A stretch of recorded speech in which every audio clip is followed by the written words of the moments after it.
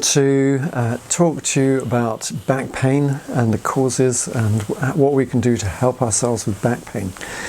So I think probably just about everybody has experienced back pain during their life, probably most commonly in the lower back. The lower back is supporting our whole upper body, a lot of weight. So it's a common place to get back pain, but some people get back pain between the shoulder blades. Higher up is pretty common, and really we can get back pain in any part of our spine, and also on the sacrum, down the bottom of the spine is a common place as well. So very common problem. Sometimes people get a back pain which maybe just lasts a few days or a week or so, and then it goes off and that's it. Other people get chronic back pain where it's just going on and on for months or even years. Some people get recurrent low back pain or back pain in another area. So I want to talk about the causes of common causes of the back pain, and also things we can do to help both these short-term back pains, but especially people that have chronic long-term back pain. Obviously, what we do with our body can have an effect. If we're doing a lot of lifting, we're using our particularly lower back a lot, that can bring on back pain.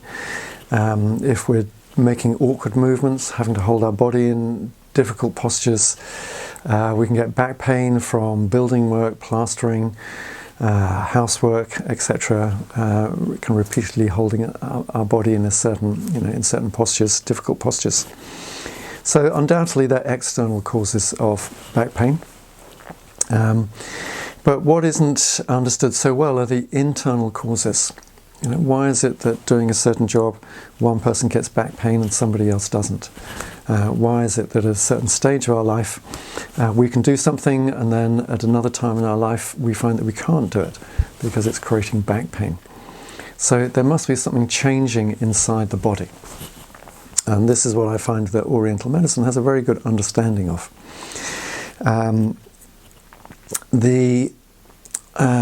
So really what we're talking about is the strength of the muscles and to some extent tendons and ligaments in the spine. Really, probably, 95, 98% of back pain originates in the muscular system. A very small number may come from other things, may come from bone cancer, may come from a slip disc. Generally, if one has a slip disc, the symptoms are fairly obvious. People often feel it happening. At just one instant, something goes and creates excruciating pain. And maybe, I don't know if there'll be time right now to talk about slip discs. Maybe we can talk about that another time. So sometimes there are physical causes, or there's some physical change in the spine, in the bones, that bring about back pain. Later on, osteoporosis, where the vertebrae or the disc may start to compress, things like this. But really, probably 95, 98% of back pain is muscular. So that's primarily what I want to talk about. So the way we understand what's happening with our spine in the back of the body is with actually what is happening with our organs, which are in the front of the body. Because whatever is happening with our organs in the front reflects through to the back. So in Shiatsu we use this back diagram, which I think is going to come up on your screen as well. And it's very simple. Our lungs are here, and if there's a big weakness in the lungs, that reflects through into our upper thoracic part of our back. The Oriental observation is that our body works not only because of physical actions and chemical actions, which is well described in Western science. Our body is also working because of the flow of ki or chi or prana, through life energy through the body as well. And this is what is also holding us up. Maybe if I just give you like a brief example of that, if our only energy was only physical, if we're eating enough calories, theoretically we should have enough energy. But you may well have experienced yourself, we can be eating enough calories and food, and yet we can become exhausted from lack of sleep or overwork, or or a lot of stress in our life and so on. We can become exhausted even when we're eating enough calories. So our energy doesn't just depend on the calories we're eating, it depends on other things as well. And Oriental medicine is based on understanding how our health also depends on the flow of ki or qi through the body and through the different organs. So if the lungs become weak, then over months, years, then that very upper part of the back becomes weak. If our heart energy becomes weak, then that can have an effect more between the shoulder blades. If we're having some kind of imbalance in these middle organs at the top of the abdomen, the liver, gallbladder, stomach, pancreas, that's going to have an effect straight through, more in the lower thoracic area. Then the organs, then we have the 5 lumbar vertebrae, commonplace for people to get back pain. In front of those 5 lumbar vertebrae are the kidneys at the top, then the small intestine in the center, the large intestine, and the bladder. And right down the bottom, if we're getting back pain over the sacrum, in front of there is the bladder. So it's when there's weaknesses or imbalances in these different organs that then in time reflects through into the back. So let's look at a few common kind of places of back pain and causes. So low back pain. Let's start off with pain in the sacrum, this bony plate kind of between our buttocks at the base of the spine. So the health of that part of the back and the muscles there, which are also holding the sacroiliac joint in place. That energy is coming from the bladder, from the bladder energy in Oriental medicine. And the bladder energy is helping the bladder to work, but also helping, also has other functions such as supporting the sacrum and to some extent the whole spine. So then higher up, if we're having more lumbar back pain, it may be because our kidney energy is low, it may be because our small and large intestine energy is low. Then if more than one of those is low, then we're very likely to get low back pain, and it may well become chronic. So what weakens our kidney bladder energy? Our kidney bladder energy is restored by sleep. So a lack of sleep, for whatever reasons, will tend to weaken our bladder kidney energy. Overwork, giving too much energy out. The kidneys in Oriental medicine, kidneys and adrenal glands are seen as our deep store of energy. So when we're digging into our deep store of energy by overwork, if we're under a lot of stress, which demands extra energy, then over months and years that can really deplete our kidney bladder energy. Also, certain foods strengthen and certain foods weaken the kidney and bladder energy. Often when we're starting to become tired, we want to go for more stimulating things. So what a lot of people do is they start drinking more coffee. Unfortunately, although coffee gives us quick energy, what it's doing long term is it's weakening the kidney bladder energy. So the energy which stimulants give is not free energy. It's not so much the coffee that's giving us energy. Actually, what it's doing is taking energy from our kidneys, from our deep store of energy, and bringing it up into the body so that we feel more energy and more alive, and our brain works better and so on. But people who become exhausted, people with chronic fatigue, for example, experience that even drinking one coffee wipes them out, because it takes that little bit of reserve of qi which they have in their body and disperses it, and then they feel wiped out for hours, quite a period of time. So a regular coffee or black tea habit will definitely weaken kidney bladder.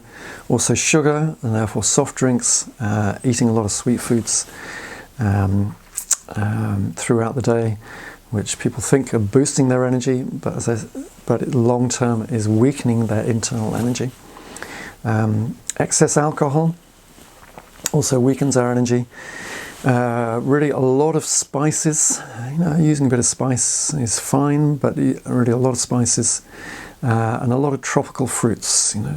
People think of fruit as being healthy, but fruit is soft and watery and cooling. And that's in the summer when it's hot, that's when we want to eat watermelon and more fruits to cool us down and relax the body.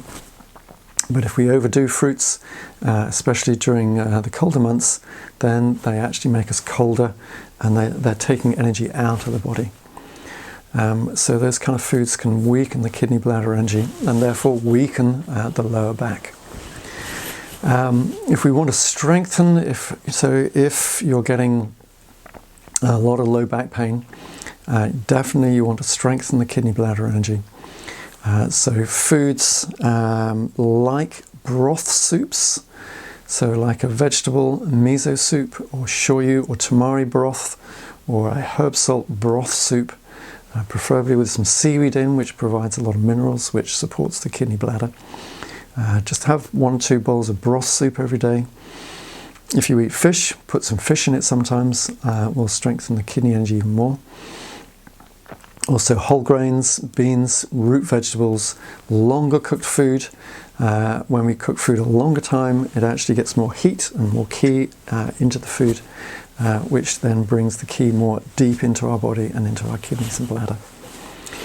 Very important to try and increase our sleep, go to bed earlier, try and solve any sleep problems, which I'm going to talk about in another one of these talks. If you need to, if you can, take siestas on your days off. Have a good siesta after lunch, or just go back to bed. Get up, have breakfast, go back to bed in the morning, get some extra sleep. It's important. See if you can cut down on your energy output. See if you can cut back on your work a bit. You're maybe socializing, doing anything particularly strenuous or stressful in your life to help boost your kidney bladder energy.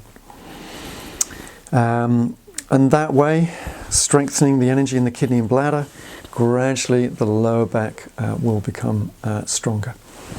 Of course, some light exercise, some Doin exercise, Qigong, some gentle yoga stretches can also help to work the body. But doing strenuous exercise is probably a bad idea, because if the lower back is weak, and if we do strenuous exercise, it's just going to weaken it further. So it's not going to help.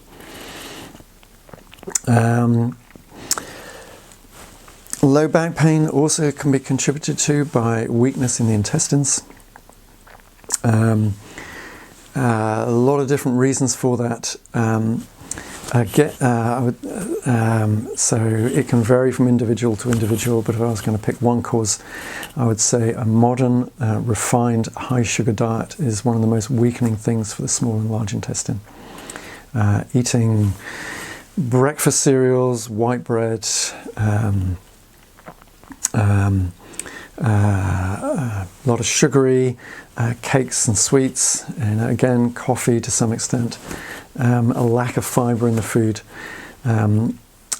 is really going to weaken the intestines over time. And what's going to strengthen it is what we've been eating for tens of thousands, hundreds of thousands of years, which is whole foods, whole grains, whole beans, whole vegetables, whole nuts, and maybe a certain amount of animal food as well.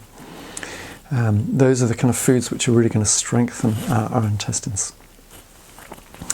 Okay, then coming up the back, very common for people to get an ache across the middle of their back at about this level, about the level of the liver and gallbladder.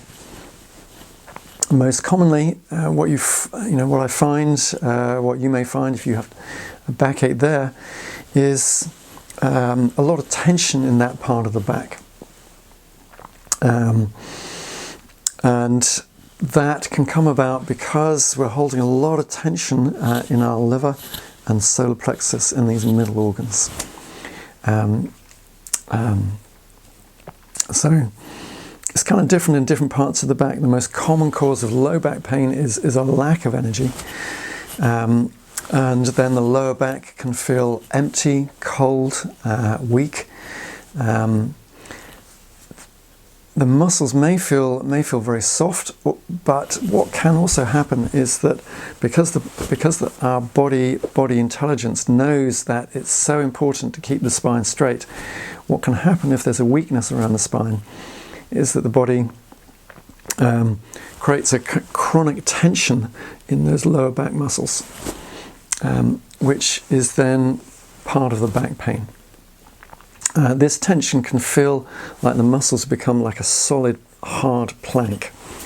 But the funny thing is that underneath that, actually there's a weakness. And actually, while I'm talking about lower back, I'm going to talk about one other remedy which can really help, which is a salt pack. A lot of people find that heat is helpful for low back pain, and use hot water bottles. Something more effective than a hot water bottle is a salt pack, and I've got one here. This is the one I use.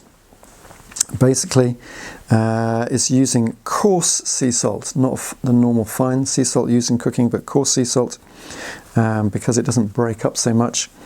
You put the salt in a hot, or you put the salt in a frying pan, no oil or anything, just a dry frying pan. Keep turning it over so it gets hotter and hotter until it starts popping. Then you pour it into the middle of an old towel, a small towel or tea towel, and then it's very hot. You can burn yourself on it, so you wrap it up that way, this way, so no salt can fall out. And then put an elastic band or a tight piece of string or something around it.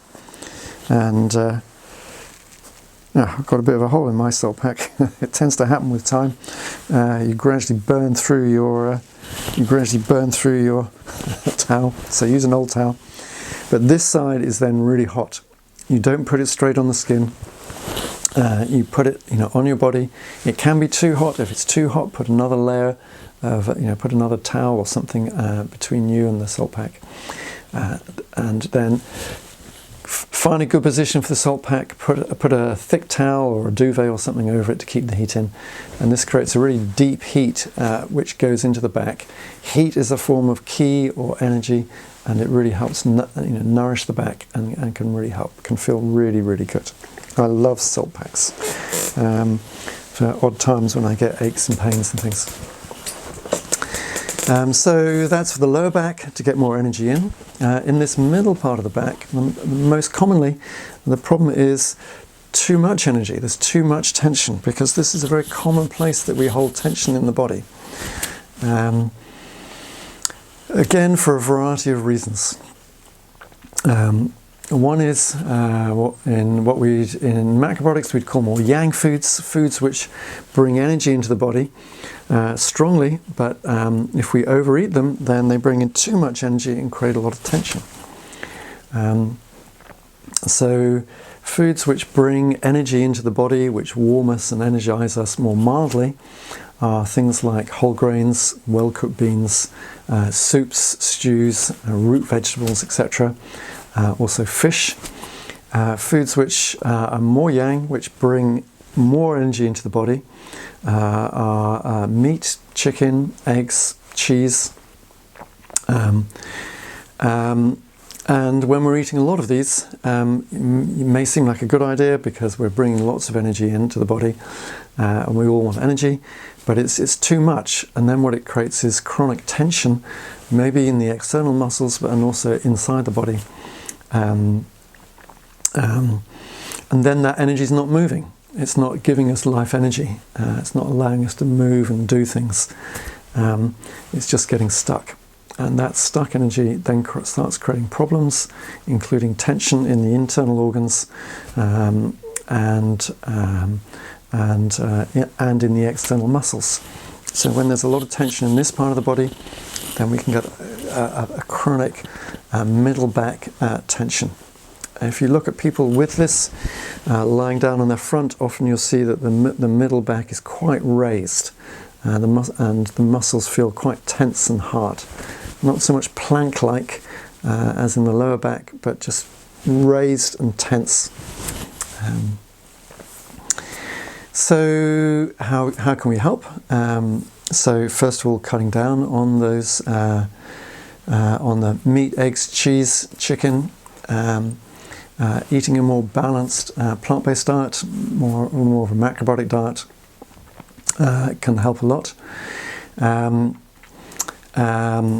Heat, again, from a salt pack. Also certain exercises. So when there's that tension in the back here, lying on the floor and putting something like a rolled up towel under that part of the back so that it gets a strong pressure and gets to open up, can be very relieving. Then we also need to think about what is happening with these middle organs on the emotional level. The Oriental understanding is that emotions are really in the body, they're coming from the body. And a lot of our emotions come from different parts of our body, from our heart, from our solar plexus, from our lower abdomen, etc. A lot of emotions start off in our solar plexus, and in Oriental medicine they feel that it's the liver that is responsible for expressing moving energy in general, and including expressing our emotions. So if we have the habit of not expressing our emotions, maybe through our childhood and upbringing, or maybe as an adult, we've learned not to hold back on our emotions because we think that they're unacceptable, or we feel it's not safe, or maybe just because it's our habit, because that's what happened in our family that we were growing up in, then we can be holding a lot of emotion in the liver and solar plexus area, which creates a lot of tension in this area. And over time, this can really build up and be a major contributory factor to tension in the solar plexus. And this then translates through to the middle back. So another thing that can help to release this tension in the middle back is to look into one's emotions. If one is that kind of person holding a lot in, biting, what do we say? We say biting the emotion down, or swallowing the emotion down, holding it inside. Where's that emotion going if we swallow the emotion down? It's not disappearing, it's coming down to our stomach and our solar plexus, and it's sitting there until such time as we get it out. If this is a strong pattern, then we may have years and years and years of old emotions being held in this part of the body. And this is why sometimes people who seem to be really quite calm and unemotional on the outside, something can trigger emotion, and then there's a lot of anger or upset or tears, or feeling hurt or feeling very fearful, etc. Which can, and it seems out of proportion with what's happening at that time, and that's because it's old emotion which is being held in the body. Which definitely is a major cause of physical illness. So you need to get those, if there's a lot of that held emotion, you need to get that out, you need to get into the habit of talking to people about how we feel, getting those emotions out so that the tension here can release. Crying is fantastic for releasing tension in the body and in the solar plexus. Highly recommend crying. So any opportunity you have to have a good cry, please let it out. If you feel you're not crying enough, watch some sad films, read some sad poems, listen to some sad songs, and have a cry. Great great tension releaser. So those are some ways of helping middle back pain. Upper back pain between the shoulder blades is generally coming from low heart energy. Again, a whole number of different things can affect our hearts, our food, our lifestyle, and our emotions. On the emotional level, this is more you can consider the heart more as a higher emotional center. The solar plexus and the abdomen more as sometimes it's described as lower. That doesn't mean it's inferior, but our kind of raw emotions of survival and protecting ourselves, and anger and our basic needs create emotions more below the diaphragm. Our heart often creates or is the source of emotions more to do with our relations with other people. We all talk about the heart as this is where we feel love. The symbol for love is a heart. Very interesting that on a physiological level, a physical level, the heart is just a muscle that pumps blood. It's just a pump. But we all know that we have a lot of feelings in our heart, which can't be explained with just a purely physical way of looking at the body. How is it that we feel love in our heart? How is it that we feel emotions in our heart? Sadness, grief, etc. It's because things are happening energetically in the body as well as on a physical level. Our heart is affected a lot by what's happened emotionally. If we've grown up, or if we're in a situation where we are well loved and we have strong loving relationships, that really nourishes our hearts. There's statistics now that people that have loving relationships live longer, and that can include with a pet, with a cat or a dog or a pet, because we can have a loving relationship with a pet, and people live longer when they have loving relationships in their life. So love is a necessity in our lives. It's not a luxury, it's a necessity for our health. It's a kind of food that the body needs, and especially the heart. So if there's been a real lack of love, or maybe the opposite, heavy criticism, bullying, abuse, verbal abuse, physical abuse, sexual abuse, this can be very, very damaging for the heart. It can make the heart shrink, become cold. So this can really reduce the heart energy. Also, some of the foods I mentioned before, the strong yin foods with a strong expansive energy or stimulating energy, which can really weaken the kidney and bladder, such as a lot of coffee. Some people experience that if they overdrink coffee, they get heart palpitations, the heart's getting overstimulated, and then long term that weakens the heart. Caffeine from coffee, black tea, soft drinks, sugary drinks, excess sugar, excess spices, excess alcohol, excess tropical fruits and tropical fruit juices. All those things can weaken the heart energy. It can produce symptoms like when there's not so much strength and heat in the heart, then we can get cold hands and feet. We can also feel cold-hearted and psychologically more downhearted, and also energetically, and the energy in the center of the chest and therefore in the back behind it can become low.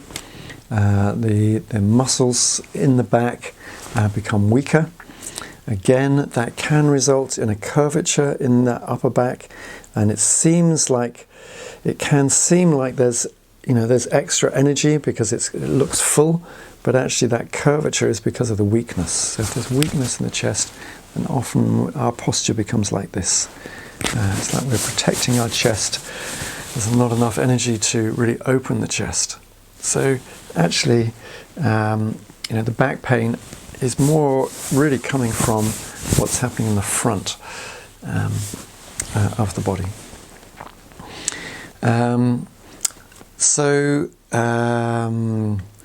If we have back pain in that upper part of the back between the shoulder blades, again, we can look at our emotions. Are we needing more love in our life, more deeper, intimate relationships in our life? How can we cultivate those?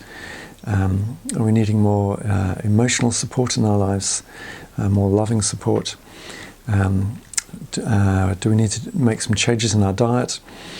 Again, what can feel good, as with the middle back pain, especially if there's a bit of curvature in the lower back, is to lie on our back, roll up a towel or have like a small cushion and put it under that part of the back and lie back and open up the chest and just lie there for a few minutes, and you can feel your spine straightening a bit and the chest opening, just by opening our chest, actually we're increasing the amount of energy flowing in this part of the body, and also in our heart meridian, heart and circulation meridians, which are coming from the chest to the arms. If you put your arms over your head as well, then you're helping the energy flow in the meridians. And lying like that for 2, 3, 4, 5 minutes can create quite a shift and bring more heart energy in, and can help that kind of back pain. So there's more complexity that I could go into, but I think that gives you a good overview of the cause of I think the vast majority of back pain. I'll just say a little bit about more physical injuries. If we get a slipped disc in a certain part of the back, why is that? If we get misalignments of the vertebrae in a certain part of the back, why is that? Maybe we can get that corrected through some form of treatment. But the question is, well, why has it gone out? Again, generally, what I've found over the years of giving many shiatsu treatments is that when the energy is low, then the muscles, tendons, ligaments become weak, and then things start moving around. And that's when vertebrae can just twist or move this way and become out of line, which can be associated with some back pain. And also it tends to be when the back is weak that we more easily have what is called a slip disc. Actually, a bit of a misnomer. It's more when one of the discs, the pads between the vertebrae, get a little damaged and may swell on one side. Can create a lot of pain and back problem. Need to do some immediate remedies, shiatsu treatments, other body treatments, heat, a lot of care with movement, etc. But then also good to ask the long-term question, why is my back gone in this area? And then strengthen the body internally, whether it's the kidneys, intestines, or whatever other organs. So I hope that gives you some good understanding of the causes of back pain, and gives you some clues or some guidance as to what you can do to help back pain. It's something which I think nearly everybody suffers from time to time. So it's good to have a few things that we know what to do to help. Some exercises, some heat, get some body treatment, and then, particularly for people that have long-term back pain or recurrent back pains in certain places, that's when really a deeper healing is needed, changing our internal health in order to strengthen the back and the muscles and tissues around the spine, so that we can free ourselves up from back pain. Okay, thank you very much.